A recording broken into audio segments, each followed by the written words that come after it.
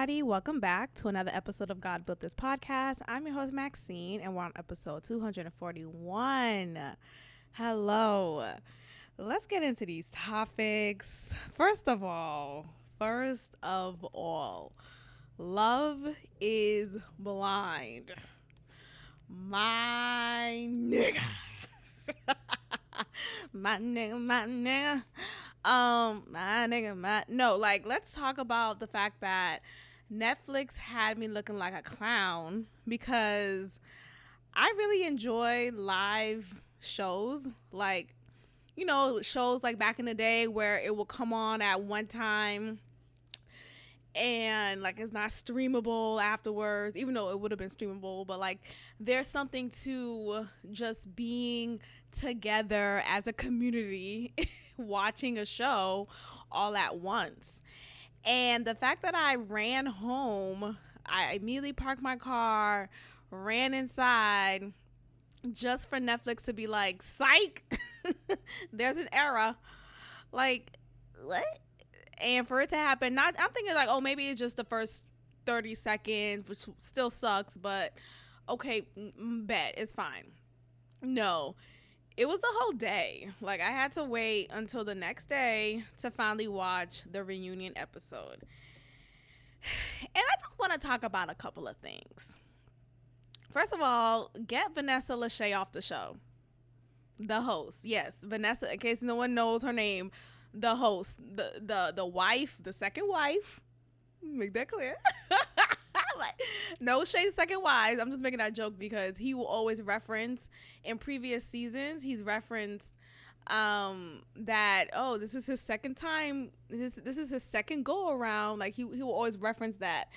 So I just thought it was funny to say it again. But anyway, so I am not at all in favor of her behavior during this reunion episode. I felt like she was completely biased and just purposely ignorant to the feelings of any other person on the show if they were a man.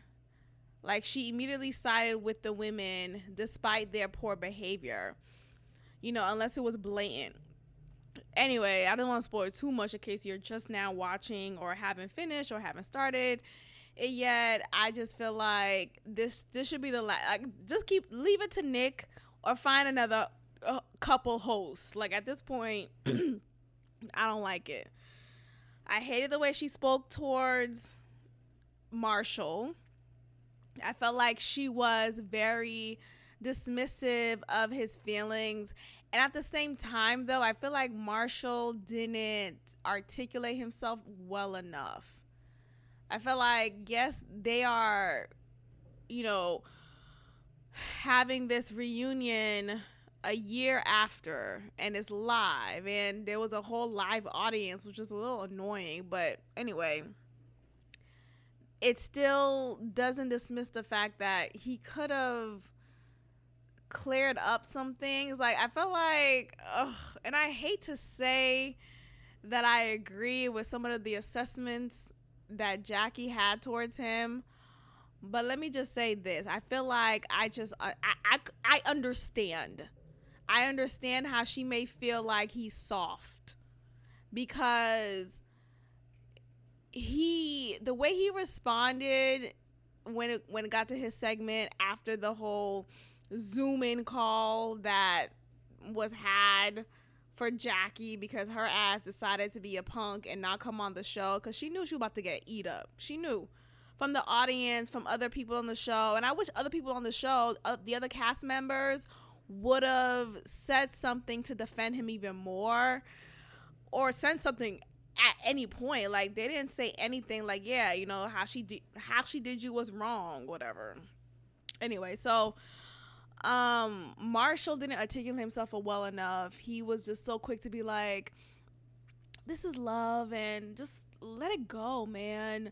Just let's call it a truce. Because apparently, the last few days has been dedicated to Jackie posting her receipts of things that she said about him that made him look poor in the light.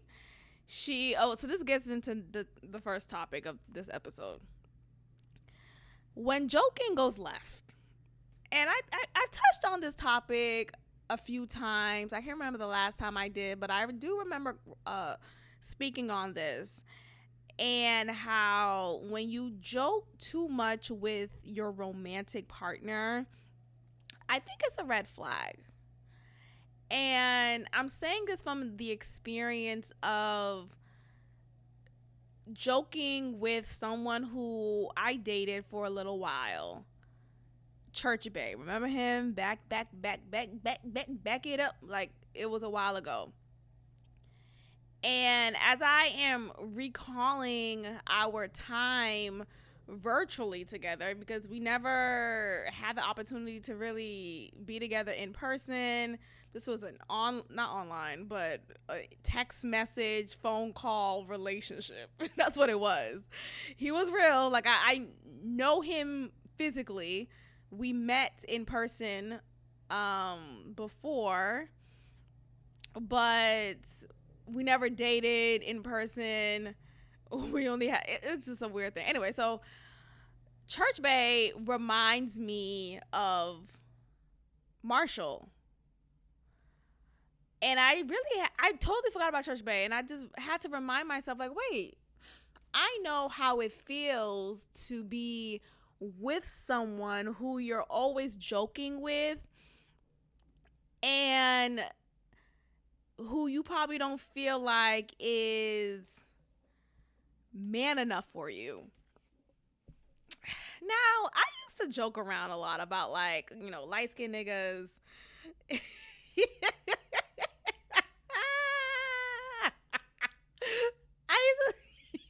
so fucked up for me to say that out loud. No, I really used to joke a lot about light-skinned niggas and, like, how, like, you know, like, get out of here, you know, type of thing. I'm wrong, clearly, because Freckles Bay is all the man that I could ask for. But prior to him, though, like, a lot of light-skinned guys, just whether indirectly or directly that I've experienced, haven't been man enough. Just been like some pussy ass, you know, like, and it was nothing to do with their color. Okay, but yeah, the point is, the stereotype is real sometimes. Okay, there is some truth to it at times. So in this case with Church Bay, he was very much like just corny, you know, just like corny, and just wasn't man enough at all. And I definitely think his age has something to do with that also, but I don't want to give that all the reason. It's his light skin. It's his light skin. No, I'm kidding. That part's a joke. I'm kidding. No, I definitely think it's solely because of his age. He just so happens to be light skinned also, but it's solely because of his age and experiences, yada yada yada. But remember that time I was like, yo, I'm just all these memories coming on, because I remember I used to have so many episodes just talking about the different things that, like, we just like talked about, and like how I was so turned off, and I knew it was going to like be our demise. But I remember when I was like, you know, I was talking about things that I've eaten, like, you know, yeah, I've had steak, lobster, you know, whatever. Like I have experiences eating different types of food, and he said he never had a steak before. He never had, like, the things that I was listing and that I was saying is so good, he never had. And he mostly eats processed food, a particular fast food, let me just say that. And I was just so turned off. And this was even before I was on my current, not high horse, but like my current journey of really being mindful of what I eat. Like, I am fasting from red meat. just being mindful of the hormones that are in foods, in certain foods, at least. So I'm just watching that from my diet. So this was before that. So him only saying certain things like, yeah, I only had this. And I was just so turned off, like, what the fuck? Like, what? Anyway, so I bring him up because oftentimes, not even oftentimes, literally every time we spoke, it was on some jokey joke. Like, okay, look at you and your corny ass. But like, it was always something like that. And I would definitely joke with him, right? I would definitely be the one to sometimes start it. But it was a part of our love story or whatever it was, dating story. And there were some times in which I think I was vulnerable with him. I don't know what brought it up. I shared a particular life goal that I have for myself, and I was like super nervous to kind of just like bring it up. And it came up because I was saying I was like journaling, and I happened to be outside, and he's like, "Oh, what are you journaling about?" And I shared what I was journaling about, and then he made a joke right after. And though we had a history at that point of joking a lot with each other, it was a mutual joking situation between us. I was so offended that he decided to joke right after I was vulnerable with something that I don't just share with any old body at that time. And so I brought it up afterwards. And he's like, and this is another thing about, that's another conversation I want to talk about too. Let me just add that in before I forget. Friends who can take feedback well. Let's say that. So what was I gonna say? Okay, so I brought it up to him, and I was like, yeah, when you said that kind of offended me, because I felt like you was like not really being like emotionally supportive. And he's like, what? How could you feel that way? And like, he was just not, instead of being like, oh my bad, I'm sorry, I didn't mean that, and just like squash it, he went on and on about how he doesn't understand how I felt offended, and just kind of like diminishing and just dismissing my feelings about it, which led to a bigger argument and eventually died down. But it just became one of those like, okay, what the fuck, dog? But this really speaks to the fact that like when you are joking a lot with someone who happens to be someone you're seeing romantically, it is not a good sign, because it makes it seem like everything's a fucking joke. Like, you don't know how to switch off between joke and serious, and there's a way to, like, you should know how to have enough cognitive dissonance to joke in this moment in time and still be sensitive to, oh, this is her sharing a goal that she has for herself. Like, that's pretty cool. Like, how can I be supportive in this moment? You know what I mean? And what I think sometimes with people like that, when they're so quick to joke, it's really on some, I don't know how else to be anything else, right? Like, I don't know how to be anything else. I don't know how to be emotionally available. I don't know how to be emotionally supportive. I don't know how to be this sexy throb that you want. So I'm just gonna joke. I feel like it's something like that, So when I think about this particular situation in Love is Blind between Jackie and Marshall, Jackie joking a lot with him, and she joked a lot, not a lot I would say, but like she still, like, joking is in my nature, but I know when to not do it too much. And if I'm doing it too much towards you, it's because I don't see you as that nigga. Hello? Is the mic on? I don't see you as that nigga. I don't see you as someone who I feel is serious about anything, or someone who I could really like respect, or someone who I feel has my back in a way that, like, I don't really respect you as a man. I don't. So if I'm joking a lot with you, it's because of that. And when I think about Jackie joking a lot with Marshall, she didn't respect him as a man. And that was evident. She literally said that afterwards. She didn't respect him enough as a man. She felt like he was soft, which is a euphemism for gay.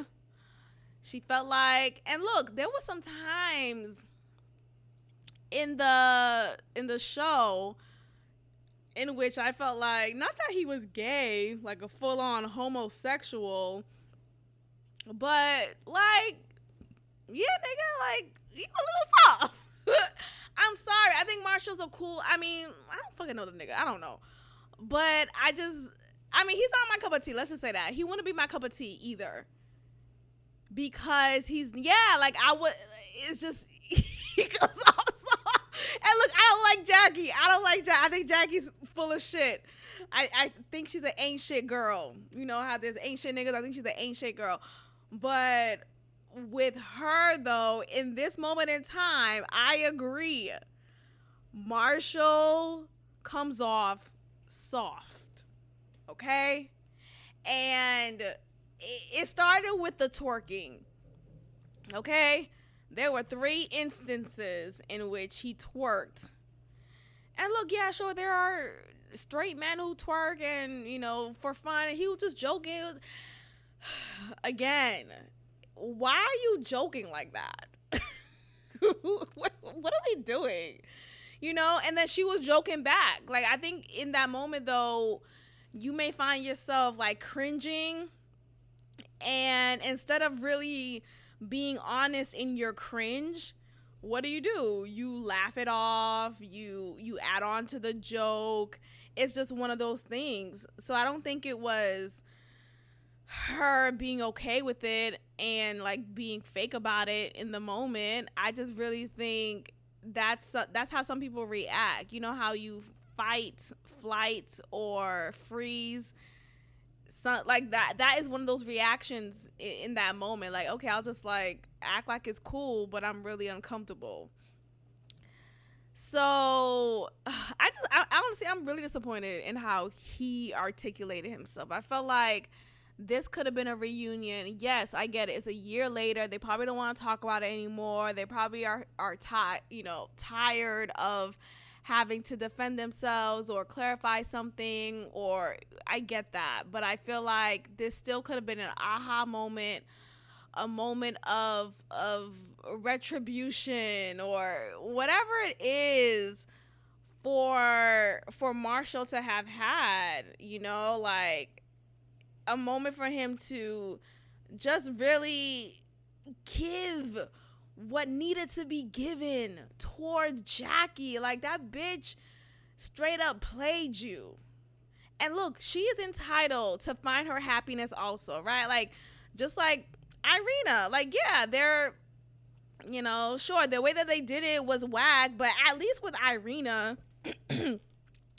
she had the gall to come on the show.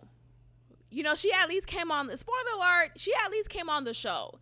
She at least took the heat in the face, you know, and was brave about it. So I really was like, okay, kudos to her, whether she meant it or not, whether she has become a better person since or not. She came on the show and said, look, the way I treated you was horrible, and I'm sorry. And I feel like she articulated herself well enough. I feel like she's a rambler, which is, look, I get it, I'm a ramble too sometimes. But she at least apologized. She was clear about it. And Jackie didn't do any of that. She didn't come on the show at all. She zoomed in. Josh didn't come on the show either. He probably was, I feel like he could have gone. I don't think he was afraid to go.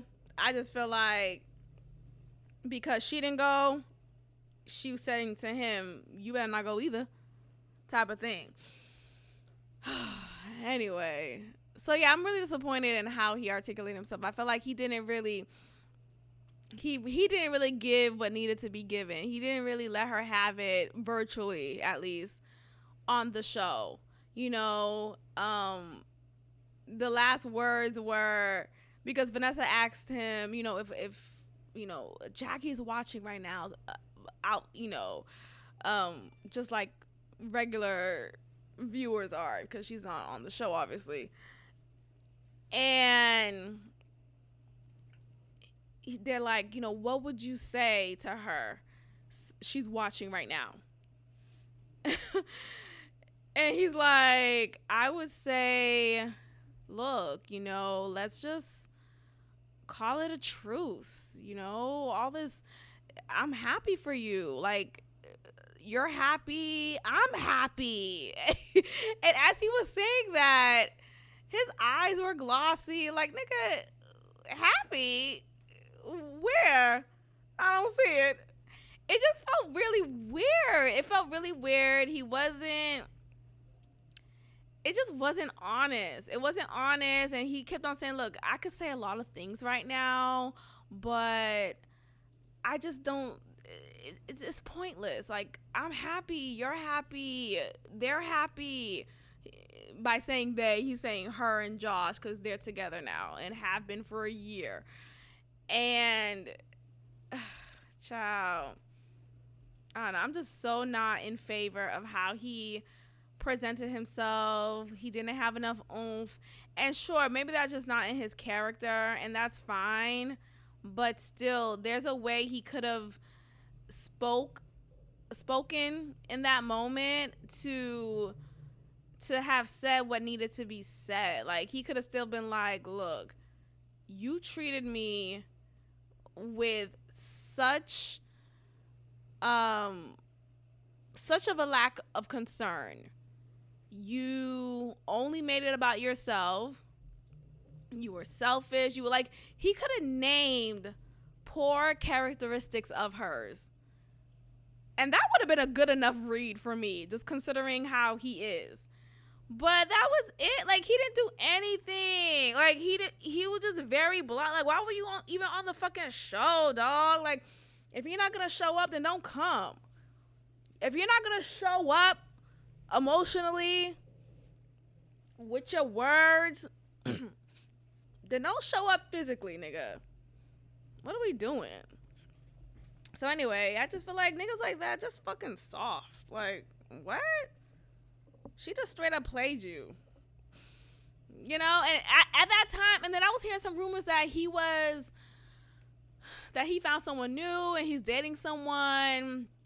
He, like, this woman who's a nurse. Like, he could have flexed on that and be like, you know what? I've moved on. I'm in a lovely relationship with a woman who actually considers me, right? With a woman who actually is thoughtful and caring, yada, yada, yada. You know? But he didn't say anything about her, so I don't know if they're even together anymore. Maybe that's not. Yeah, maybe that's why. But I don't know. Anyway, what a reunion episode that was. Until next time. Okay, let's talk about my pockets of friends. My pocket. And what I mean by pocket is, like, you know, like, I have friends in this area, I have friends in that area, and it's pretty cool. And what I like to do is I like to go things by myself. Like, I like to go to, like, activities or things that are of interest to me by myself, and whoever is there and happen to be a cool person, then we'll just, like, begin a natural connection, friendship from there, right? I'm using connection and friendship interchangeably. So anyway, I go on this walk. I like going on walks. I like going to the park nearby, and I don't want to walk outside at night by myself. So I happen to find a group of people or this company who like does this walk. It's this woman who has her own business of walking. Like literally what she does for a living is walk.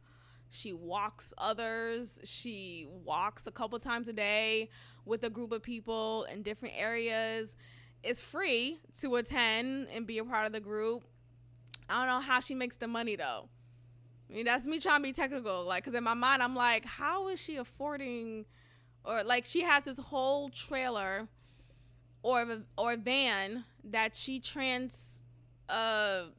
transformed into this, like, it's really nice inside. Like, I saw it the other day, and there's like this little nook area. There's a shelf. There's a microwave. There's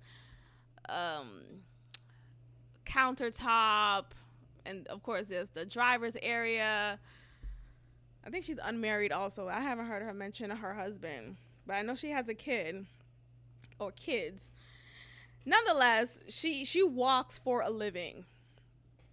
She actually was a teacher and was like, yeah, she's done with that and decided to start walking for a living.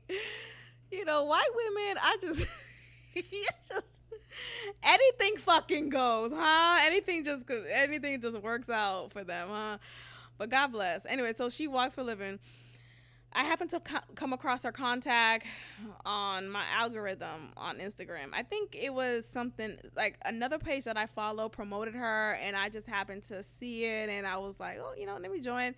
I don't know, something like that. But I learned about it from Instagram, and I already walk at that park just on my own, like on Saturday mornings, Sunday mornings, stuff like that. So I decided to join, and I've been doing it for a couple of months now. At that park or at that walk, I meet different kinds of people. I'm literally I think I'm the youngest one there out of all of the adults. There is an adult couple who has their child with them who joins us. So technically she's the youngest, of course. But aside from that, I'm the only person of my age that's a part of the walk, which is fine. Like, I really don't care. Like, I can hang out with anybody, old, young. Like, people are people to me, right? Like, I like a good vibe type of person or people, and so that wasn't an issue for me. So I remember I remember going to like the first day and realizing like, dang, is this the elderly crew or what? Like, it was older, you know what I mean? But then I started seeing a little bit more, not young, but like, I mean, relatively, I guess. But for the most part, it wasn't only elderly, but like I was seeing other people like probably in their 40s, 50s, 60s. Anyway.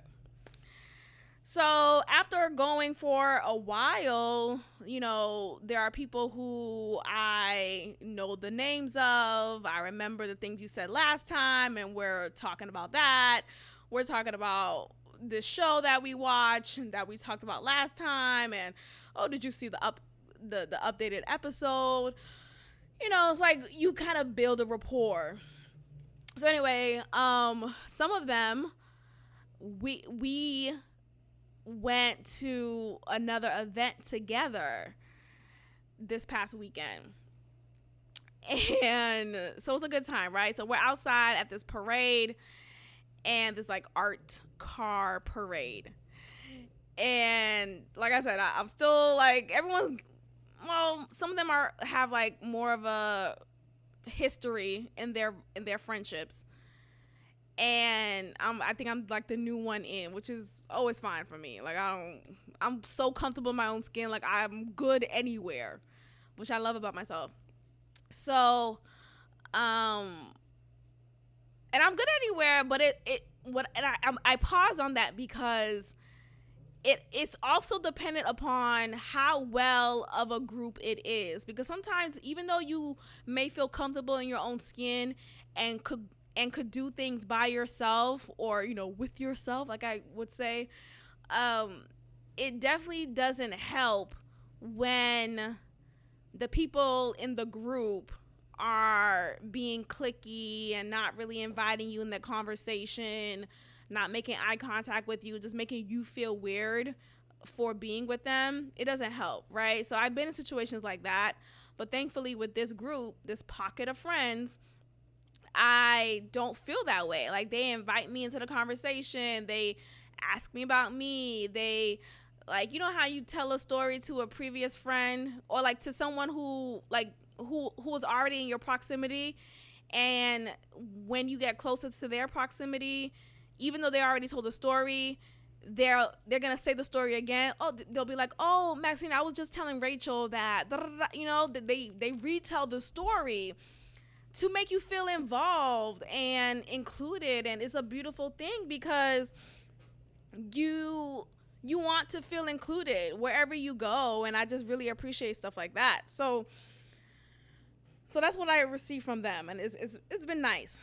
So anyway, I bring this up because I had the question come up in my mind of when to show your Republican self to new friends. When do I show my real self to these new friends? When do I tell these niggas it's MAGA Trump? When do I Let's go. No, but when do I say that?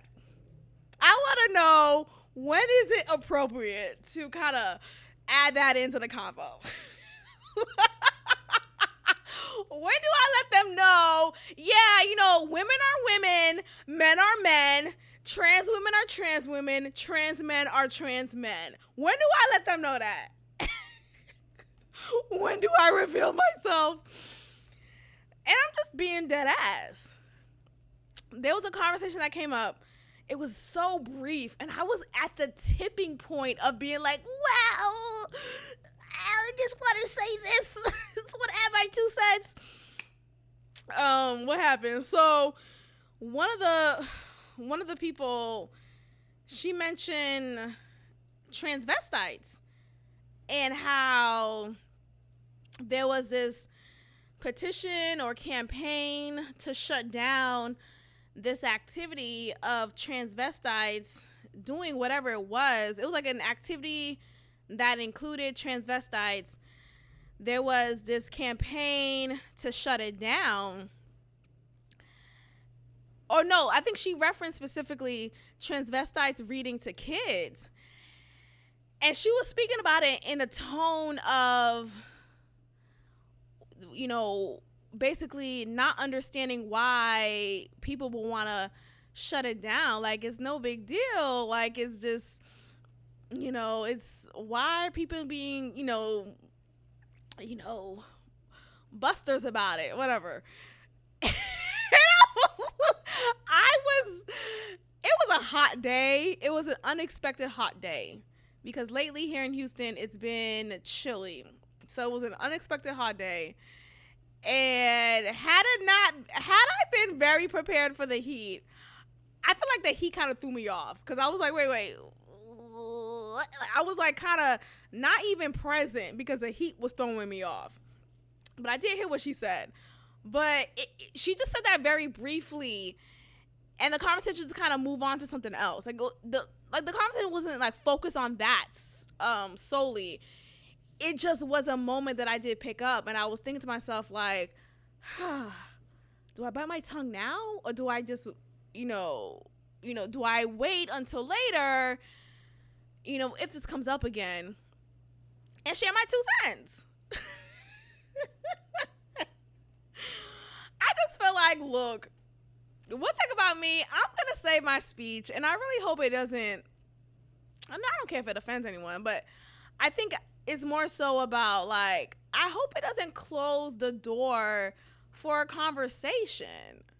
I think sometimes this society, not even sometimes, all the time, we're pressured into thinking one way and not even not even allowing a multitude of viewpoints to stand in a heated conversation. Like, why the fuck do you think it's appropriate for transvestites to read to kids? That's really the question. Like, what are we talking about? So there's that. And I just again, I just think it's this weird pressure, or this weird just expectation to follow suit because it's the more comfortable route to take. Trust and believe, if and when a conversation like this comes up and it's in my presence, I will say, hey, it's just think about the kids. This I'm going to speak my speech however I do it, but I'm going to say something because I just thought to myself, like, I don't want to ever feel like I have to suspend my share, and it's not like it's something where someone is asking, hey, Maxine, how do you feel about it? Like, you don't have to ask someone directly how they feel about something over a public topic, right? It's one thing if you're sharing something about your personal life, then you could request for someone's specific reaction or reaction at all. That's different. But if it's a public topic, I'm going to say what I want to say. But it was just so funny to me because I'm like, when do you show your Republican self? Like, when do you say, hey, yeah, I do agree that it's kind of weird. There was another point in the conversation where they're talking about just like Houston in general and how like Houston is so diverse, and that is actually one of the reasons why some people are not attracted to it, because it's so diverse. And this other woman was saying, what? That's so weird. Why would diversity be an issue? Why would that? I don't understand. And I was quick to be like, well, look, I do enjoy diversity. I think diversity is needed for sure. I'm just saying, like, I can understand how too much it's always too much of something. If it's too much of diversity, then you may find yourself kind of lost in the sauce. Like, you may not be able to find your niche, right? Like, if we're in a community, right? If we're at a workplace and there's one of everybody there, but only one of everybody, right? So there's only one black person, one white person, one Hispanic, one Indian, one Chinese. Indian, Chinese, still from Asia. But the point is, there's only one of one. So it's one of everybody there. Sure, we're all diverse, right? Technically, we're all diverse. I'm saying diverse for white, too, in that case. But I still want to find someone who looks like me. I still want to find my homogeneous group of people, okay? I want to find my tribe. That's my natural instinct, to go towards people who look like me, who speak like me, so at least have that option. And when you come into an environment that is so diverse, it's like, dang, I got to get to know another new fucking culture. I gotta know about a new cultural term again. Every day is diversity, equity, inclusion day. Enough. I just want to eat my rice and beans and chicken today and tomorrow. I don't want to start eating your wontons. Today's been a day. I'm in a fine mood. I'm fine. I just... I think sometimes when we talk about diversity and equity and inclusion, we still miss the mark. We say things that are so performative. We do things that are so performative. We have these like workshops and PDs that are so performative, and it's like, y'all don't mean shit. And I'm not following any of this bullshit. I'm not. There was this PD. I'm probably saying too much already. Let me stop. I'm just saying, look, okay, let me just say this. I will not be bullied or pressured to conform to an ideology that is against my own beliefs and convictions, okay? Let's bring it to the trans. Y'all know where I'm going. Y'all know where I'm going with that shit. Y'all know where I'm going. There was something that I read today that was like, it was like this like cultural, like IQ test, some bullshit. Like, first of all, this is man-made, but okay. I believe that, not always is the gender assigned to me is the gender that I should identify with. Some bullshit. It's like, can you get this shit, get this out of my face, cause you're about to piss me off. Get this out of my face.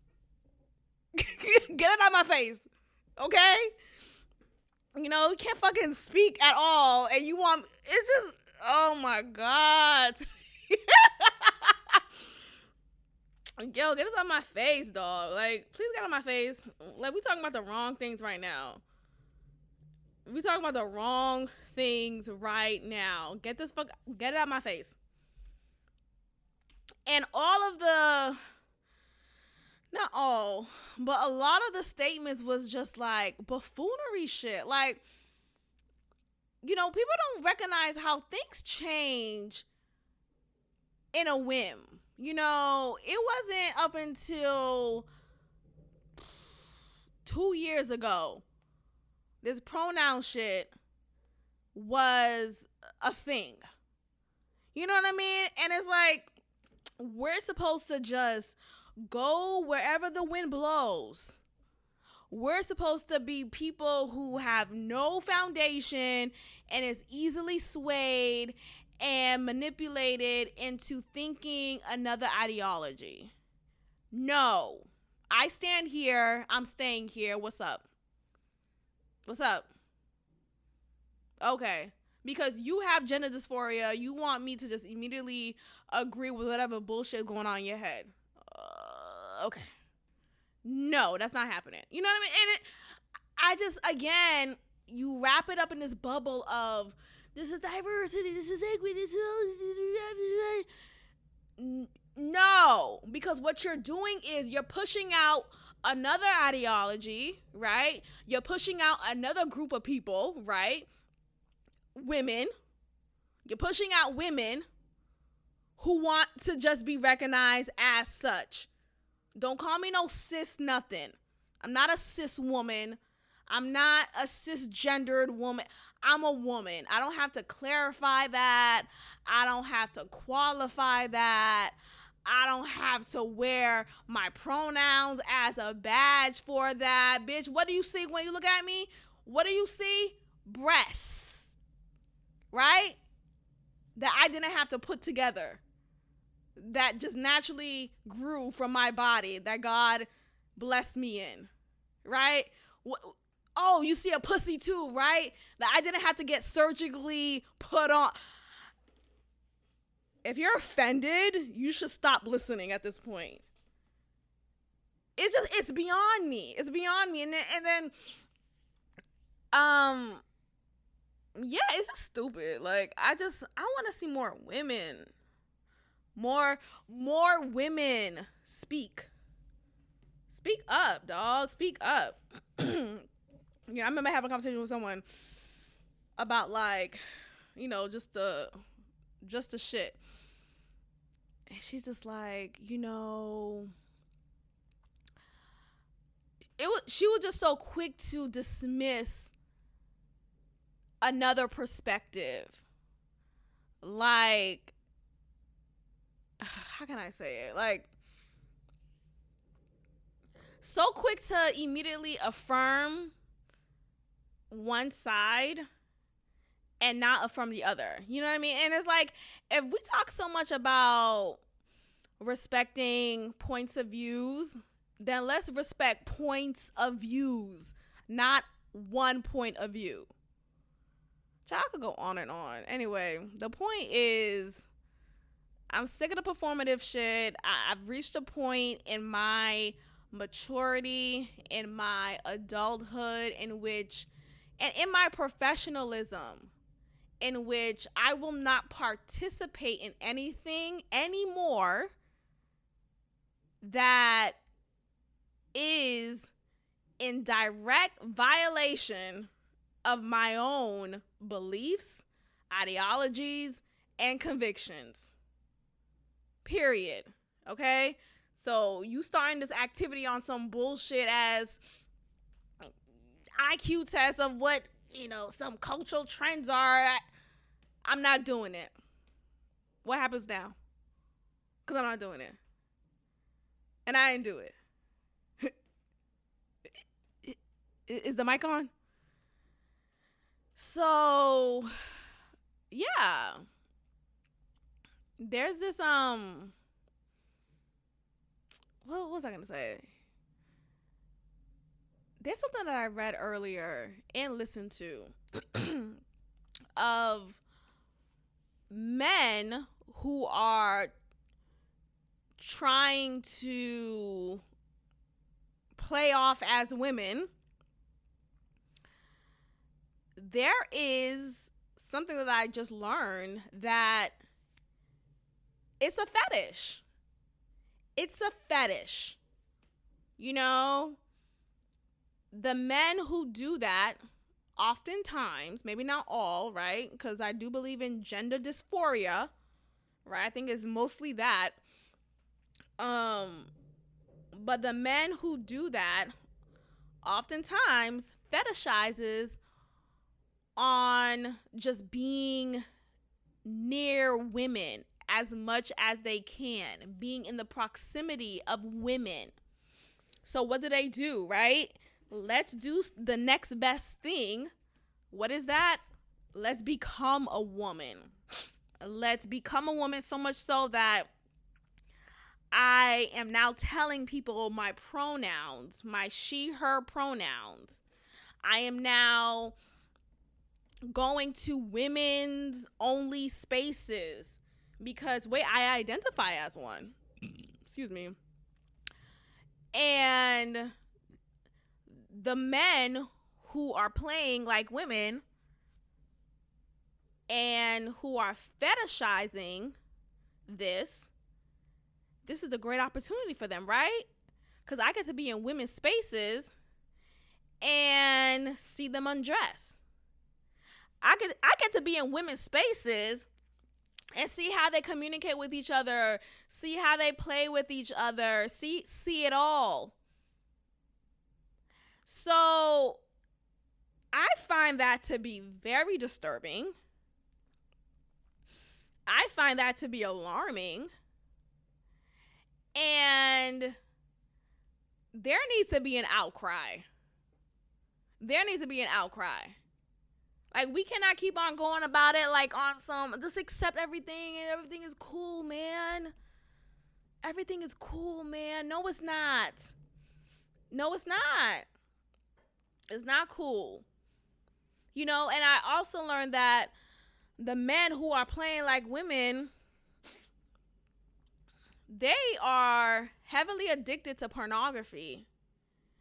And apparently in the culture of pornography, for a man, the next best thing is to be encouraged to dress like women, to be fondled like women, to kind of put on as if you are a woman.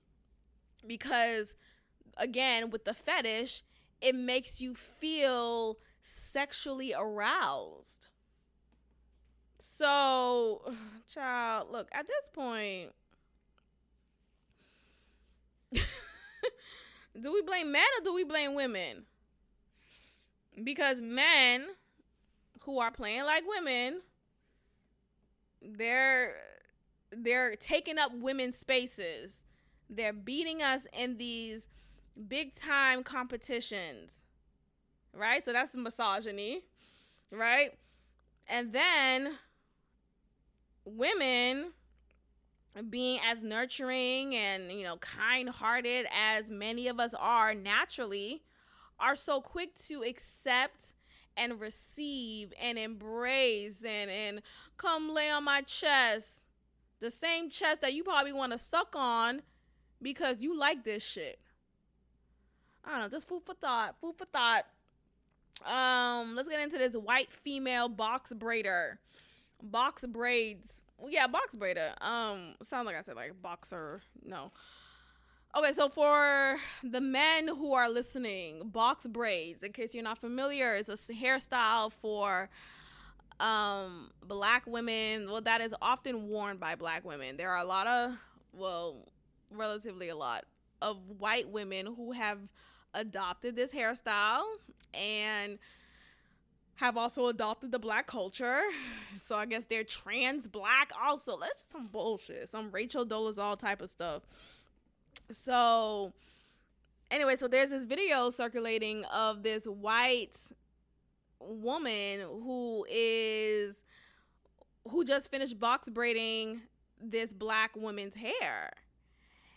And for those who know, black women are the ones giving braided hairstyles, giving these box braided hairstyles to other black women. Rarely do we ever, I've never actually seen a white woman box braid a black woman's hair or box braid, period. So to see this video and to actually see how well of a job it turned out, it made people wonder in the comments, like, shit, maybe this is a route to go. And I think this was a wonder because oftentimes in these black hair salons, there's a lot of unprofessionalism, disrespect, catty, just like weird energy being had. And being a black woman, you know this firsthand, right? Like, I know how it is because historically I've been in black hair salons since I can remember. So this is nothing new. There's this rhetoric of black hair salons being unprofessional and yada, yada, yada.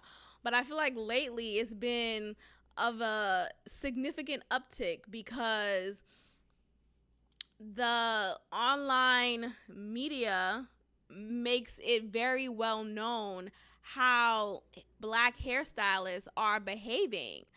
They're quick to say, if you want to book a consultation or book an appointment, you have to use the link here, and you also have to pay this deposit in advance, and you also, before you can book an appointment, you have to book a consultation, which is like a $25 fee in addition to the deposit that you put down for the appointment. You have to put a deposit down for the appointment in order to be seen, and this deposit is non-refundable, and you can't bring kids, and if you're a millisecond late, you will never get the opportunity to reschedule with me again. And just rude. Oh, make sure when you get here your hair is washed and detangled and blow dried. It's like, wait, bitch, what are you getting paid for? What do you need the $500 that you are charging me for this hairstyle for if you are not doing the bare minimum? The bare minimum is at least blow drying my hair, and you obviously can't blow dry my hair on some dirty hair stuff. You're gonna wash and detangle. So anyway, there's just this widespread experience that black women who have been getting service in black hair salons by black women have been saying of this type of hospitality or lack thereof. So they're making they're posing the question like, okay, well, if I were to go to this white woman who is seemingly just as skilled, will I receive a better service? Would I receive a better customer service here? And that's a good question. Like, unfortunately, it's been a reputation for many black owned shops, whether it's in the hair industry or the food industry. Oftentimes, the poorly hospitable services have the best type of results, right? So it could be the best type of food, right? Like I go to, well, back in Boston, there's so many different Caribbean shops, Caribbean food, like Caribbean restaurants to go to, and you can get your food to go, you could eat there. And honestly, if the host isn't rude, then you probably don't want to eat there, because the food isn't as banging as it is when the host is rude or isn't rude. So it's better if you were to get your Caribbean food from a poorly serviced establishment. I know it's like working backwards, but that is the price you pay, and it's oftentimes worth it. So anyway, I think about like that in regards to getting your hair styled. Sometimes it is worthy to still get your hair styled despite how poorly serviced the shop and maybe your hairstylist directly is. I don't know. Until a certain point, I guess. Until a certain point. Because at this point, with my hairstylist, I like my hairstylist directly. But the other hairstylist who's in the same shop as her, I don't like her. I feel like she's been throwing out some subliminals. And she got one good time. Before I either snap or snap. So, we'll see. But at this point, the conversation turned into like, is this taking away the economic resources that black women have accumulated and continue to accumulate along the years, because white people are now showing up in this space?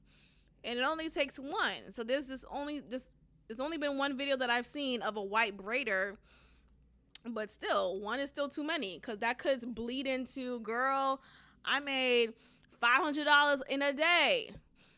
And now you're telling your white friends they're picking up on the skill. They have more resources to obviously open a shop quicker than a black woman does because of the economic disenfranchisement that has been set in place against black people. So now you're at a disadvantage. And they're already a little bit more hospitable and a little bit more welcoming. And I don't know, it could lead down to a terrible path economically for black women. So we'll see how it goes. I think it still starts off with making sure your service is quality and, maybe just being a little nicer. I'm not saying you gotta be a whole, fake, phony, nice, the best friend ever. All I'm saying is there needs to be less of an attitude and more of a compassionate tone in your voice when addressing your clients, your customers, whoever it'll be. So we'll see, y'all. I just thought that was so funny. But anyway, thank you so much for listening, and I will check in with you all next time. Peace. Thank you for tuning in to another episode of God Built This Podcast with your host, Maxine. If you liked it, leave a review, share, and subscribe. God bless.